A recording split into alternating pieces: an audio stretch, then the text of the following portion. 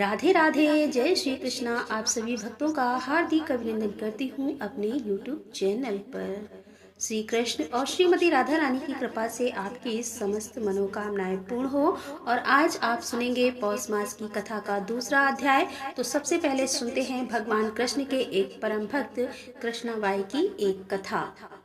एक गांव में एक कृष्णाबाई नाम की वृद्धा महिला रहती थी। वह भगवान श्री कृष्ण की परम भक्त थी।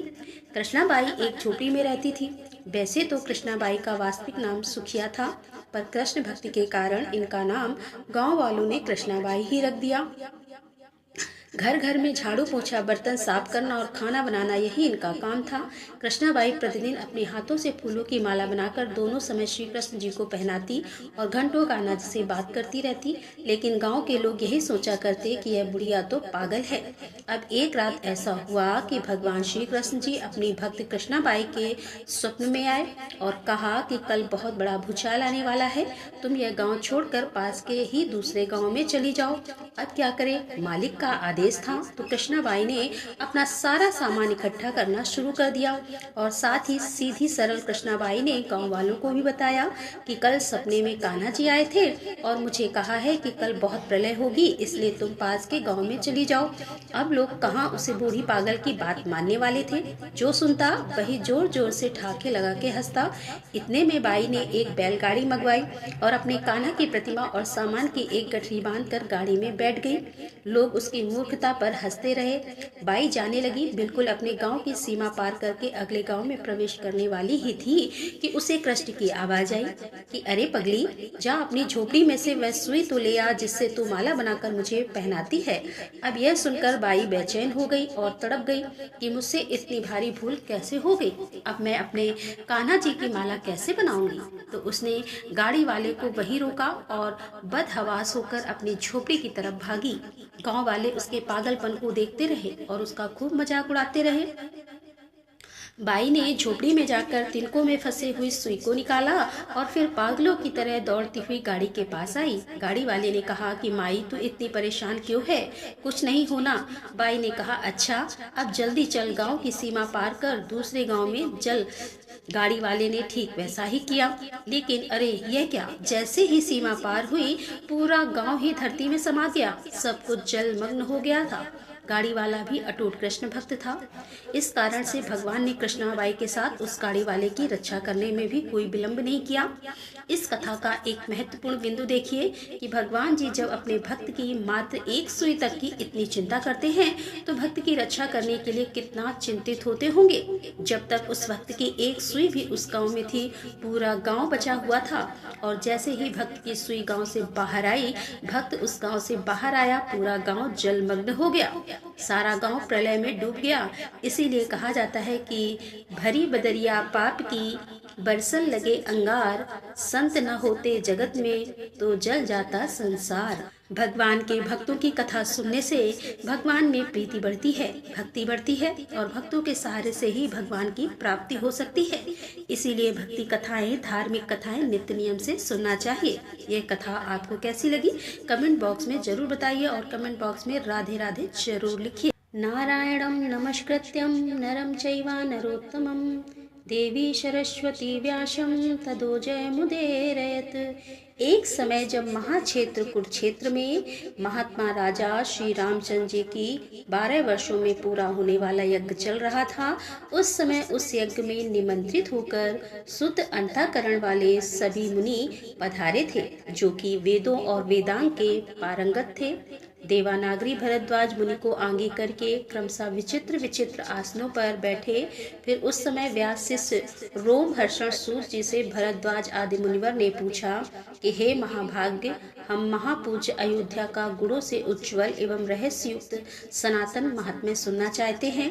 विष्णु प्रिया अयोध्या कैसी है, उसमें कैसे स्थान है और कौन कौन से तीर्थ हैं और उसके सेवन से कैसा फल प्राप्त होता है।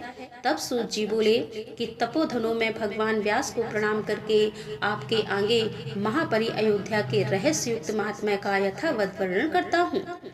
अलसी के फूल की भांति जिनकी श्याम कांति है तथा जिन्होंने रावण का विनाश किया है, उन कमल के समान नेत्रों वाले अविनाशी परमात्मा श्री रामचंद्र जी को मैं नमस्कार करता हूँ। अयोध्यापुरी परम पवित्र है, पापी मनुष्यों को इसकी प्राप्ति होनी बहुत कठिन है। इसमें साक्षात भगवान श्री हरि निवास करते हैं। वह अयोध्या भला किसके सेवन के योग्य नहीं है। अयोध्या सरयू के तट पर बसी है और वह दिव्यपुरी परम शोभा से युक्त है। प्राह बहुत से तपस्वी महात्मा उसके भीतर निवास करते हैं। जिस पुरी में सूर्यवंशी, इवाक आदि सब राजा प्रजा पालक में तत्पर रहे, जिसके किनारे मानसरोवर से निकली हुई पुण्य रशीला सरयू नामावली नदी तथा सुशोभित रहती है और उसके तट पर भ्रमर के गुंजन एवं पक्षियों के कलरव होते रहते हैं। हे मुनिवर, भगवान विष्णु के दाहिने चरण के अंगूठे से गंगा जी और बाएं चरण के अंगूठे से सुपकाशी सरयू जी निकली हैं। इसीलिए वे दोनों नदियां परम पवित्र तथा संपूर्ण देवताओं से बंधित हैं। इसमें स्नान करने मात्र से मनुष्य ब्रह्म हत्या का नाश कर डालता है। अकार कहते हैं ब्रह्मा को, यकार विष्णु का नाम है और धकार रुद्र स्वरूप है। इन सब के योग से अयोध्या नाम शोभित होती है। तो समस्त उपकरणों के साथ ब्रह्म हत्याद महापादक इस पुरी से युद्ध नहीं कर सकते, इसीलिए इसे अयोध्या कहते हैं। यह भगवान विष्णु की आदिपुरी है और विष्णु के सुदर्शन चक्र पर स्थित है। अतः वह पृथ्वी पर अतिशय पुण्यदायिनी है। इस पुरी की महिमा का वर्णन कौन कर सकता है, जहाँ साक्षात भगवान विष्णु आदर पूर्वक निवास करते हैं। सहस्त्रधारा तीर्थ से पूर्व दिशा में 1 योजन तक और सम नामक स्थान से पश्चिम दिशा में 1 योजन तक, सरयू तट की दक्षिण दिशा में 1 योजन तक और तमसा से उत्तर दिशा में 1 योजन तक इस अयोध्या क्षेत्र की स्थिति है। यही भगवान विष्णु का अतः ग्रह है। यह विष्णुपुरी मछली के आकार वाली बतलाई गई है। पश्चिम दिशा में 80 तीर्थ पर्यंत इसका मस्तक है, पूर्व दिशा में इसका पुच्छ भाग है और दक्षिण एवं उत्तर दिशा में इसका मध्य भाग है। प्राचीन काल में विष्णु शर्मा नाम से विख्यात एक श्रेष्ठ ब्राह्मण रहते थे। वे वेद और वेदांत, यज्ञ और धर्म कर्म में तत्पर रहने वाले थे। विष्णु शर्मा निरंतर भगवान विष्णु के भजन में संलग्न रहते थे। तो एक दिन की बात है कि वे तीर्थ यात्रा के प्रसंग से अयोध्यापुरी में आए। वहां उन्होंने शाक, मूल और फल खाकर तपस्या प्रारंभ की। सवेरे स्नान करके विधि पूर्वक भगवान विष्णु की पूजा करते और इंद्रिय समुदाय को बस में करके विशुद्ध चित्त से भगवान विष्णु में मन लगाकर प्राणायाम करते। वे ओंकार का जप करते तथा हृदय में विकसित कमल का चिंतन करके उसके भीतर पीताम्बरधारी शंख, चक्र, गदाधार भगवान विष्णु का ध्यान एवं पुष्प आदि से मानसिक पूजन करते थे। ब्रह्म रूप श्री हरि का ध्यान और द्वासाक्षरी पीकर रहने लगे। इस प्रकार उस ब्राह्मण के 3 वर्ष बीत गए।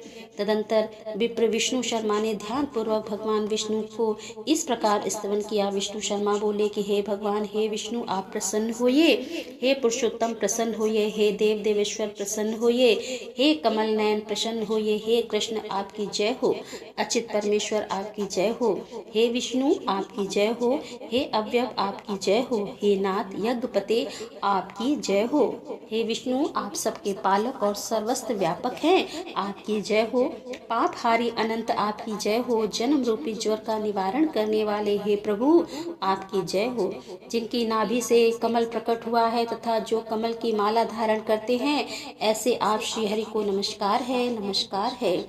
हे सर्वेश आपको नमस्कार है। कैटभ का संहार करने वाले हे भूतेश्वर आपको नमस्कार है। जगत के मूल कारण हे जगदीश्वर आप तीनों लोकों के रक्षक हैं, आपको नमस्कार है। आप देवताओं के भी अधिदेवता हैं, आपको नमस्कार है। आप जल में शयन करने वाले नारायण हैं, आपको नमस्कार है। सबको अपनी ओर आकृष्ट करने वाले सच्चिदानंद में भगवान श्री कृष्ण को नमस्कार है। जहाँ योगी जनों का मन रमण करता है, उन श्री राम को नमस्कार है।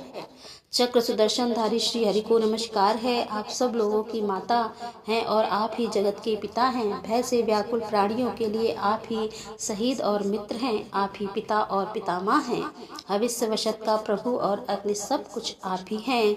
आप ही करण कारण कर्ता और परमेश्वर हैं। हाथ में शंख चक्र गदा धारण करने वाले हे माधव मेरा उद्धार कीजिए। मंदराचलधारी कच्छप आप प्रसन्न होइए। हे मधुसूदन प्रसन्न होइए। हे कमलाकांत प्रसन्न होइए, हे भुवनेश्वर आप मुझ पर प्रसन्न होइए। इस प्रकार स्तुति करते हुए महात्मा विष्णु शर्मा की भक्ति से प्रसन्न होकर विश्वात्मा भगवान विष्णु गरुड़ की पीठ पर बैठे हुए वहां प्रकट हो गए। उनके हाथों में शंख, चक्र और गदा शोभा पा रहे थे। वे पीताम्बरधारी अविनाशी श्री हरि प्रसन्नचित होकर विष्णु शर्मा से इस प्रकार से बोले कि हे वत्स, मैं तुम्हारी बड़ी भारी तपस्या से इस समय संतुष्ट हूँ। इस स्रोत से तुम्हारा समस्त पाप नष्ट हो गया है। हे विप्र, कोई वर मांगो। विष्णु शर्मा बोले कि हे देवेश, इस समय आपके दर्शन से मैं कृतार्थ हो गया हूँ। हे जगदीश्वर, मुझे एकमात्र अपनी अविचल भक्ति प्रदान कीजिए। श्री भगवान ने कहा कि तुम्हें मोक्ष देने वाली मेरी अविचल वैष्णवी भक्ति प्राप्त हो और यहीं पर मुक्ति दायिनी गंगा जी प्रकट होकर अविचल रूप में रहे। यूं कहकर देव देवेश्वर श्री विष्णु ने चक्र से उस स्थल को खोदकर पाताल मंडल से गंगा जी का जल प्रकट किया। तब से वह स्थान चक्र तीर्थ के नाम से विख्यात हुआ। वह त्रिभुवन प्रसिद्ध तीर्थ समस्त पाप राशि का नाश करने वाला है। वहाँ स्नान और दान करने से मनुष्य विष्णु लोक में जाता है। तदंतर भगवान विष्णु ने विष्णु शर्मा से पुनः कहा कि हे विप्र, यहाँ भक्तों को मुक्ति देने वाली मेरी मूर्ति विष्णु हरि के नाम से प्रसिद्ध होकर रहे। तब भगवान की यह बात सुनकर बुद्धिमान ब्राह्मण ने भगवान विष्णु की उस मूर्ति को स्थापित किया। तब से शंख, चक्र, गदा और पीताम्बर धारण करने वाले चतुर्भुज भगवान विष्णु का वहाँ विष्णु हरि के नाम से स्थित हुए। कार्तिक शुक्ल पक्ष की दशमी से लेकर पूर्णिमा तक वहाँ की यात्रा होती है। चक्र तीर्थ में स्नान करके मनुष्य सब पापों से मुक्त हो जाता है। जो वहाँ पितरों के उद्देश्य से पिंडदान करेगा, उसके पितर तृप्त होकर भगवान विष्णु के लोक में जाएंगे। समस्त सद्गुणों के सागर धैर्य मूर्ति सच्चिदानंद में श्री हरि इस प्रकार लोगों को मुक्ति प्रदान करने के लिए उत्तम स्वरूप धारण करके वहाँ स्थित हुए। जो वहाँ चक्र तीर्थ में स्नान करके अधिक भक्ति भाव से भगवान विष्णु हरि की पूजा करता है, वह पुण्य आत्मा मनुष्य वैकुंठ धाम में निवास करता है। जय श्री राम। इसके आगे का वृतांत आप कल की कथा में सुनेंगे। और अब आप सुनेंगे श्री नारायण कवच। श्री नारायण कवच वर्णित है श्रीमद् भागवत महापुराण में। शास्त्रों में इस प्रकार का वर्णन आता है कि जो मनुष्य इस पाठ को पढ़ता है या फिर सुनता है, उसकी रक्षा स्वयं श्री हरि विष्णु करते हैं। श्री नारायण कवच रोग, दोष, भय और सभी विपत्तियों से रक्षा करने वाला और मनोकामनाओं को पूर्ण करने वाला है। यह हर जगह विजय कराने वाला और बहुत ही दुर्लभ और चमत्कारी स्रोत है। नारायण कवच की शक्ति से ही देवराज इंद्र ने देवासुर संग्राम में राक्षसों को परास्त करके स्वर्ग की रक्षा की थी। और जब राजा परीक्षित को श्रृंगी ऋषि ने श्राप दिया कि 7 दिन में उसकी मृत्यु तक्षक नाग के द्वारा डसने से हो जाएगी, तब राजा परीक्षित ने सुखदेव जी से निवेदन किया कि वह उसे नारायण कवच सुनाए, जिसके की रक्षित होकर देवराज इंद्र ने राक्षसों को पराजित किया। तब देवराज इंद्र को विश्वरूप ने नारायण कवच का उपदेश दिया था। नारायण कवच को धारण करने वाला मनुष्य सभी प्रकार के भय से मुक्त हो जाता है।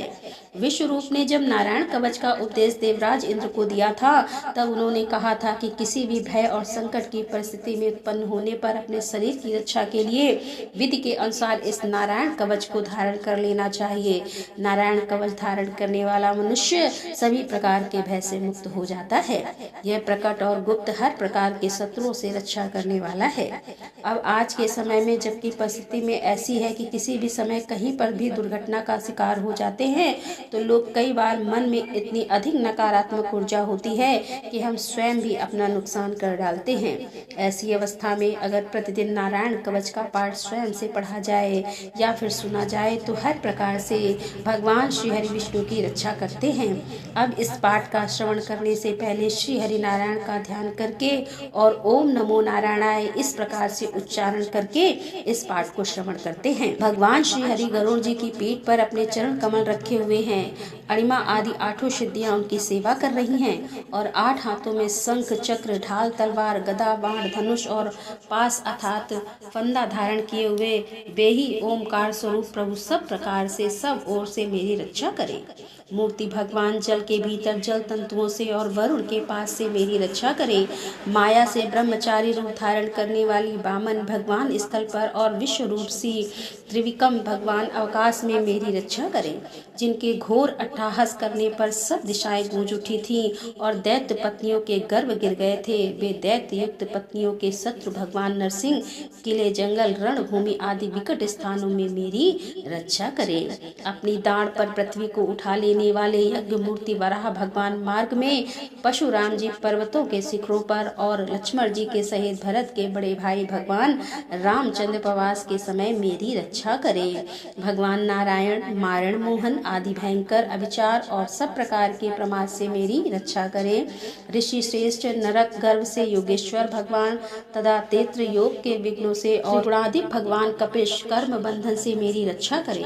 परम ऋषि सनत कुमार कामदेव से गरीब भगवान मार्ग में चलते समय देव मूर्तियों को नमस्कार आदि न करने के अपराध से और देवर्ष नारद सेवा अपराधों से और भगवान कच्छप और सब प्रकार के नरकों से मेरी रक्षा करें।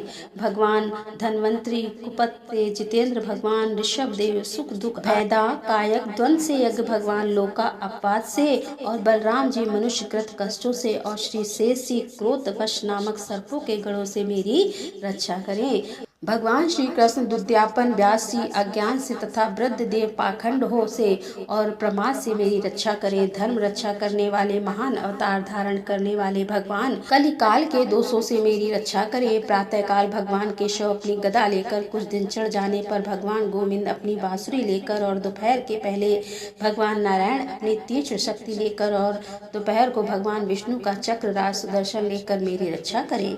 तीसरे पहर में भगवान मधुसूदन अपना प्रचंड धनुष लेकर मेरी रक्षा करें और सायंकाल में ब्रह्म आदि त्रिमूर्तिधारी माधव सूर्यास्त के बाद ऋषिकेश अर्धरात्रि के पूर्व तथा अर्धरात्रि के समय अकेले भगवान पद्म नाम मेरी रक्षा करें। रात्रि के पिछले प्रहर में श्री वत्स लांछन श्री हरि उषा काल में खड़कधारी भगवान जनार्दन और सूर्योदय से पूर्व श्री दामोदर और संपूर्ण संध्याओं में काल मूर्ति भगवान विश्वेश्वर मेरी रक्षा करें। सुदर्शन आपका आकार चक्र रथ के पहिए की तरह है। आपके किनारे का भाग प्रलय कालीन अग्नि के समान अत्यंत तीव्र है। आप भगवान की प्रेरणा से सबोर घूमते रहते हैं।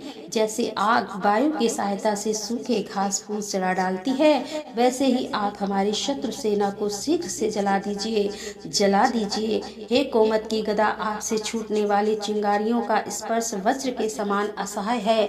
आप भगवान अजीत की प्रिया हैं और मैं उनका सेवक हूँ। इसीलिए आप कुष्मांड विनायक यक्ष राक्षस भूत और प्रेत आदि ग्रहों को अभी कुचल डालिए तथा मेरे शत्रुओं को चूर चूर कर दीजिए। हे शंख श्रेष्ठ, आप भगवान श्री कृष्ण के फूंकने से भयंकर शब्द करके मेरे शत्रुओं का दिल दहला दीजिए एवं यात उत्थान प्रमित प्रेम मात्र का विषाद तथा ब्रह्मराज आदि भयावन प्राणियों को यहाँ से तुरंत भगा दीजिए। भगवान की श्रेष्ठ तलवार आपकी धार बहुत तीक्ष्ण है। आप भगवान की प्रेरणा से मेरे शत्रुओं को छिन्न भिन्न कर दीजिए और भगवान की प्यारी ढाल आप में सैकड़ों चंद्राकार मंडल है। आप पाप दृष्टि पापा आत्मा शत्रुओं की आंखें बंद कर दीजिए और उन्हें सदा के लिए अंधा बना दीजिए। सूर्य आदि ग्रह, धूम केतु, पुच्छलता आदि केतु, दुष्ट मनुष्य, सर्प आदि रेंगने वाले जंतु, दाढ़ वाले हिंसक, पशु, भूत, प्रेत आदि तथा पापी प्राणियों से हमें जो भय है और जो हमारे मंगल के विरोधी हों, वे सभी भगवान के नाम रूप तथा आयुध का कीर्तन करने से तत्काल नष्ट हो जाए। बृहद रथ आदि साम वेद स्रोत से जिसकी स्तुति की जाती है, वे वेद मूर्ति भगवान गरुण और विश्वक्सेन जी अपने नाम उच्चारण के प्रभाव से हमें सब प्रकार के विपत्तियों से बचाएं। श्री हरि के नाम रूप वाहन आयु तथा श्रेष्ठ पार्षद हमारी बुद्धि, इंद्रिय, मन और प्राणों को सब प्रकार की आपत्तियों से बचाएं। जितना भी कार्य अथवा कारण रूप जगत है, वह वास्तव में भगवान ही है। इस सत्य के प्रभाव से हमारे सारे उपद्रव नष्ट हो जाएं। जो लोग ब्रह्म और आत्मा की एकता का अनुभव कर चुके हैं, उनकी सृष्टि में भगवान का स्वरूप समस्त विकल्पों से भेदों से रहित है। फिर भी वे अपनी माया शक्ति के द्वारा भूषण, आयुध और रूप नामक शक्तियों को धारण करते हैं। यह बात निश्चित रूप से सत्य है। इस कारण सर्वव्यापक भगवान श्री हरि सदा सर्वत्र सब स्वरूपों में हमारी रक्षा रक्षा करें, जो अपने भयंकर अट्टहास से सब लोगों के भय को भगा देते हैं और अपने तेज से सबका तेज ग्रस लेते हैं। वे भगवान नरसिंह दिशा विदिशा में नीचे ऊपर बाहर भीतर सब ओर से हमारी रक्षा करें। देवराज इंद्र, मैंने तुम्हें यह नारायण कवच सुना दिया है। इस कवच से तुम अपने को सुरक्षित कर लो, बस फिर तुम अनायास ही सब दैत्य युक्त पतियों को जीत कर लोगे। इस नारायण कवच को धारण करने वाला पुरुष जिसको भी अपने नेत्रों से देख लेता है अथवा पैर से छू लेता है, तत्काल समस्त भयों से वह मुक्त हो जाता है। जो इस वैष्णवी विद्या को धारण कर लेता है उसे राजा, डाकू, प्रेत, पिशाच आदि और बाघ आदि हिंसक जीवों से कभी किसी प्रकार का भय नहीं होता। देवराज, प्राचीन काल की बात है कि एक कौशिक गोत्री ब्राह्मण ने इस विद्या को धारण करके योग धारण से अपना शरीर मरुभूमि में त्याग दिया। अब जहाँ उस ब्राह्मण का शरीर पड़ा था उसके ऊपर से एक दिन गंधर्व राज चित्ररथ अपनी स्त्रियों के साथ विमान पर बैठकर निकले। वहां आते ही वे नीचे की ओर सिर किए विमान सहित आकाश से पृथ्वी पर गिर पड़े। इस घटना से उनके आश्चर्य की सीमा न रही। जब उन्हें बालकल मुनियों ने बतलाया कि यह नारायण कवच धारण करने का प्रभाव है, तब उन्होंने उस ब्राह्मण देव की हड्डियों को ले जाकर पूर्व वाहिनी सरस्वती नदी में प्रभावित कर दिया और फिर स्नान करके वे अपने लोक को चले गए। श्री सुखदेव जी कहते हैं कि हे परीक्षित, जो पुरुष इस नारायण कवच को समय पर सुनता है और जो आदर पूर्वक इसे धारण करता है, उसके सामने सभी प्राणी आदर से झुक जाते हैं और वह सब प्रकार के भयों से मुक्त हो जाता है। हे परीक्षित, सतक्रतु इंद्र ने आचार्य विश्वरूप जी से यह वैष्णवी विद्या प्राप्त करके रणभूमि में असुरों को जीत लिया और त्रैलोक लक्ष्मी का उपभोग करने लगे। श्री नारायण कवच संपूर्ण हुआ। दोस्तों, उम्मीद करती हूँ कि आज की कथा आपको जरूर पसंद आई होगी। वीडियो अच्छी लगी हो तो लाइक कीजिए, शेयर कीजिए और चैनल पर पहली बार आए हैं तो सब्सक्राइब करके बेल आइकन को जरूर प्रेस कर लीजिए। मिलती हूँ अगले वीडियो के साथ, तब तक के लिए राधे राधे, जय श्री कृष्णा, हर हर महादेव, जय भोलेनाथ।